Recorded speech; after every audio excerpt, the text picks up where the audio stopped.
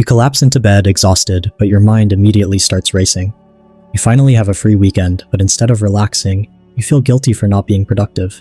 You try to meditate, but sitting still feels like torture. Sound familiar? Here's what nobody's telling you about rest. The reason it feels impossible isn't because you're lazy or broken. It's because your nervous system has been hijacked by a culture that's convinced you that being constantly on is the only way to survive. But what if I told you that your inability to rest isn't a character flaw? It's a feature of a system that's been calibrated to perceive danger everywhere, even when you're perfectly safe. Most people think rest is simply the absence of work. They think if they're not actively doing something productive, they're resting. But that's like thinking silence is just the absence of noise, when really, silence has its own quality, its own presence. True rest isn't something you fall into when you're too exhausted to continue.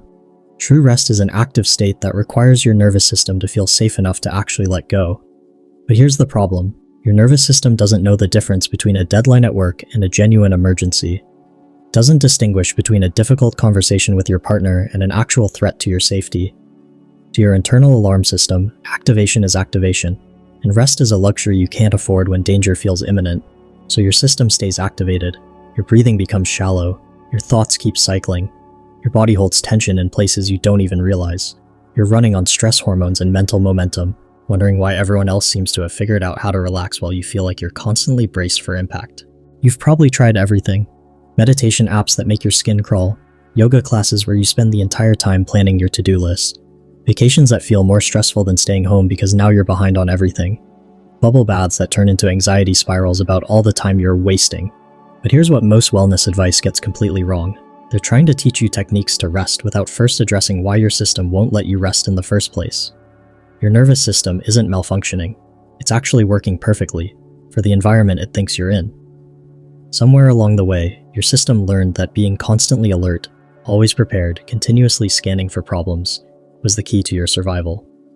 Maybe it was growing up in an unpredictable household where you learned to monitor everyone's moods. Maybe it was years in high-pressure environments where relaxing meant missing critical information. Maybe it was relationships where you had to constantly anticipate needs and manage reactions to maintain harmony. Whatever the origin, your nervous system made a decision. Rest equals danger. Relaxation equals vulnerability. Letting your guard down equals disaster. So every time you try to rest, every time you attempt to slow down, your system sounds the alarm. What are you doing? It screams. There are emails to check, problems to solve, catastrophes to prevent. And because you've been listening to this voice for so long, you've started to believe it's the voice of wisdom, productivity, and responsibility. But it's not. It's the voice of trauma. It's the voice of a system that learned to prioritize survival over joy, vigilance over presence, doing over being. What if the exhaustion you feel isn't from working too hard, but from the enormous amount of energy it takes to never fully relax? What if your fatigue isn't from your schedule, but from holding your breath for months or years at a time? Think about it. When was the last time you felt truly at ease? Not entertained, not distracted, not productive, but actually at ease. When did you last feel like you could completely let your guard down without something terrible happening? If you can't remember, or if the thought alone makes you uncomfortable, that tells you everything you need to know about what we're dealing with here. Your nervous system is like a security system that's been running on high alert for so long, it's forgotten how to power down. It's exhausted, but it's afraid to rest because it believes the moment it does, something important will be missed. It's been running on vigilance and determination, constantly monitoring for threats that may or may not actually exist. But here's the thing about security systems. They need to trust that they can operate in different modes. They need to know that the building will be safe even when they're not scanning every corner. And your nervous system needs the same thing. It needs evidence that rest is safe. It needs proof that letting go won't lead to disaster. It needs to learn, slowly and gently, that the world won't end if you stop holding it up with your anxiety. Your autonomic nervous system has two main modes: sympathetic, fight or flight, and parasympathetic, rest and digest. When your sympathetic system is activated, your body is preparing for action. Your heart rate increases, your muscles tense, your breathing becomes shallow, and your mind becomes hyper-alert. This system is incredible when you actually need it, when you're facing a real threat, when you need to perform under pressure, when quick action is required. But it was never designed to be your default setting. The parasympathetic system is what allows for rest, digestion, healing, creativity, and connection. But here's the crucial part. You can't think your way into parasympathetic activation. You can't force your way into rest. You have to create the conditions where your nervous system feels safe enough to shift gears. This is why positive thinking doesn't work for chronic stress. This is why just relax is about as helpful as just fly to someone who's afraid of heights. Your nervous system operates below the level of conscious thought. It's responding to cues of safety and danger that you might not even be aware of. But the good news is that just as your system learned to be constantly alert, it can learn to feel safe again. Just as it learned that rest equals danger, it can discover that rest actually equals restoration, healing, and renewal. The path back to rest isn't about forcing your system to calm down. It's about gradually teaching it that calm is safe. Start small, ridiculously small. Instead of trying to meditate for 20 minutes, try taking 3 conscious breaths. Instead of planning a relaxing weekend, try relaxing one muscle group for 30 seconds. Instead of a spa day, try softening your face while you're in line at the grocery store. Your nervous system learns through experience, not through intention. Every time you prove to your body that it's safe to let go, even momentarily, you're building evidence that rest won't lead to catastrophe. Notice what happens in your body when you try to rest. Does your heart rate increase? Do you get restless? Does your mind immediately start generating a list of things you should be doing instead? This isn't resistance you need to overcome. This is information about what your system believes about rest. But here's something most people don't realize. Your environment matters more than your willpower. If you're trying to rest in a space that feels chaotic, or while notifications are constantly demanding your attention, or when you know you have multiple unfinished responsibilities waiting for you, of course your nervous system won't feel safe enough to let go. Create micro-environments of safety. Turn your phone face down. Clear the clutter from your field of vision. Let the people in your life know that you're unavailable for a specific period of time. These aren't luxuries. They're necessities for a system that's learning to trust rest again. When you start to heal your relationship with rest, everything changes. Your work becomes more creative because you're not operating from a place of depletion. Your relationships become more authentic because you're not constantly managing your nervous system activation.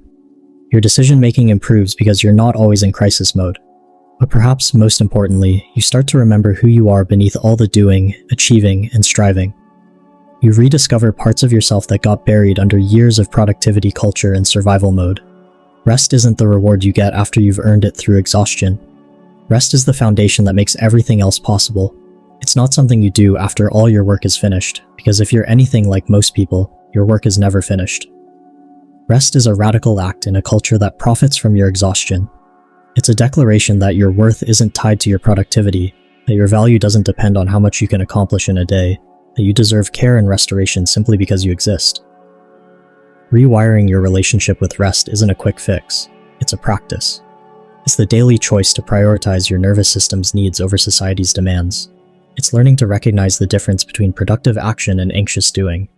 It's discovering that you can be responsible without being constantly activated.